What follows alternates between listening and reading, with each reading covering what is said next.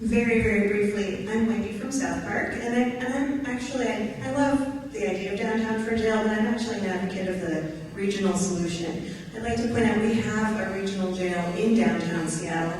It wouldn't be bad to have another one, but there are 39 cities in King County. 39. There are other places that are more appropriate for a jail. The jail we have downtown, it's not going away ever. We will have that forever. So please, let's look around for other spots. We also have the Secure Community Transitional Level 3 sex offender housing in South Seattle. I don't know if you know what that means, but that's the toughest. That's the worst. That's already in South Seattle. Guess where that's not going? It's not going away. It will be there. It will never leave. We've taken that on for the entire county. And thirdly, and lastly, the land in Seattle is the most expensive in the entire region. Maybe Mercer Island, you might argue, might cost more, but there are 39 other cities to be selected from, and I think we're moving toward that, and I would like to really push for that. So thank you,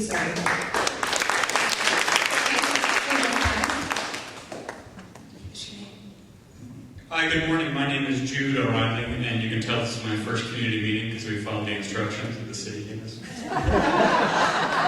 I represent, we'll try not to in our presentation. I represent folks from a diversity of both cultural backgrounds as well as backgrounds in the neighborhood in our area, including Highland Park, Beery, and Seattle and White Center. Let's start first with the factors. We highlighted a number, and I am going to go quickly over those that were already mentioned just for purposes of making sure that other people agree. In terms of factors to be considered for siting, we have impact on the safety of the neighborhood, especially the release process. Impact in traffic on commuting, especially bike commuting around the area of the First Avenue South Bridge. I believe it's the Myers site that is actually the only way from southwest Seattle that you can get into downtown if you're traveling by bike, something that both Ron Sims and Greg Nichols are telling me to do. Environmental impact, especially the cost of transporting prisoners across the entire region or across the city down to South Seattle. Does the comparison with the downtown site that was mentioned earlier, does that include that environmental impact? Again, another thing that I hear constantly from Mayor Nichols and Ron Sims on the radio.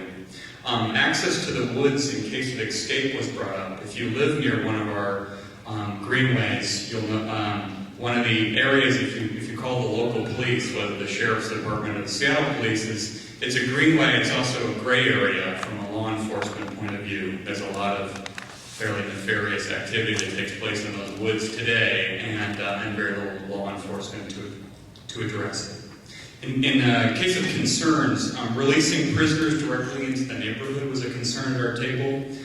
Some of the things that were brought up, could there be a drop-off in another area? Could there be transportation provided to those people, or integration with homeless facilities where that integration is necessary? Some kind of coordination with existing community programs to ensure that people aren't just dropped off at the chain link fence like you see in the movies.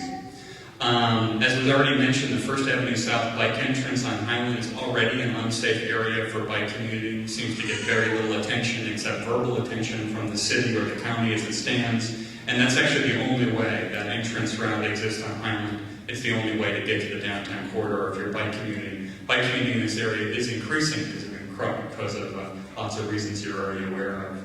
There was some concern at our table about the impact on property values. Our taxes are increasing. If you follow Zillow, your housing prices, your housing values going down every day. There's some obvious concern that this, either the perception or the reality of this jail is going to affect those already declining prices.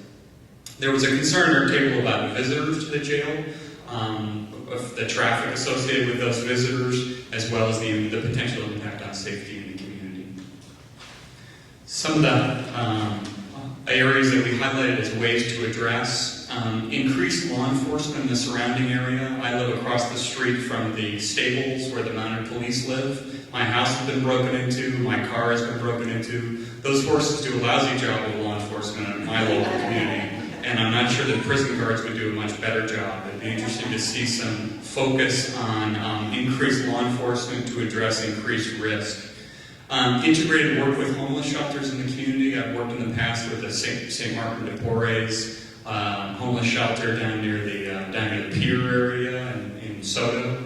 I can tell you they get a lot of pressure to keep homeless people off the streets. They get it from the federal government because there's a Coast Guard facility there. They get it from the city. They bus people in from a downtown drop-off center. They do a lot of work down there to make sure that the visibility of that very important area is kept to a minimum. The impact on that immediate community, which is almost entirely industrial and government, is reduced. I hope we would be as creative and as resourceful as that local shelter is.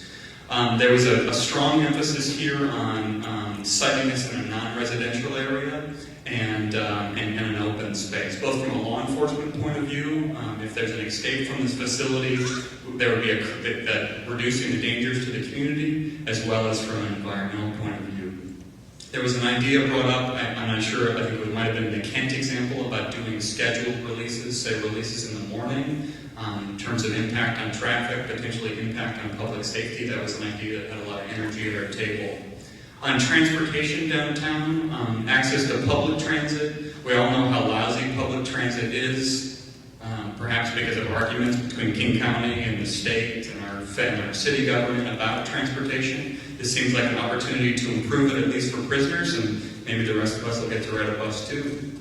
Clear new bike lanes around the facility, again, because of this issue of this being a major corridor for bike commuting. There was an idea brought up at our table about a Rikers Island style barge. We have a lot of water, we don't have a lot of land. New York City does this already. They're an island, and we've got lots of little islands near us. Just something we want to put on the table. And this is a personal suggestion. I thought, this seems like this is not as a spokesman, this is as an individual.